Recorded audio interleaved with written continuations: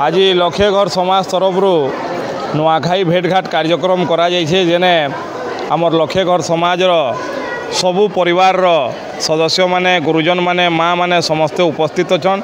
आमर परंपरा आमर कला संस्कृति आमर ऐतिह्य सबु संपर्क रे आमर परवर्ती पीढ़ी के अवगत कराबार तथा नुआखाई रे आमे जेन समस्ते गुटे परिवार भावसुँ से परिवार रो कुटुंब रो भावना ये लक्षेघर समाज रो नुआखाई के भेटघाट माध्यम रे इटा वार्ता दौचे।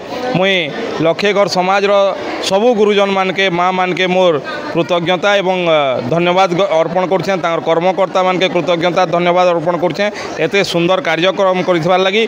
इटा समाज भितरे एकतार समाज भितरे गोटे नुआ जागरूकता सृष्टि करसी नुआखाई भेटघाट आ समस्तंकर भितरे परिवार भावना वसुधैव कुटुंबकम भावना जागृत करसी। नुआखाई जुहार भेटघाट उपलक्षे मुई लक्षेघर समाज रो सबके जुहार जनाऊँ।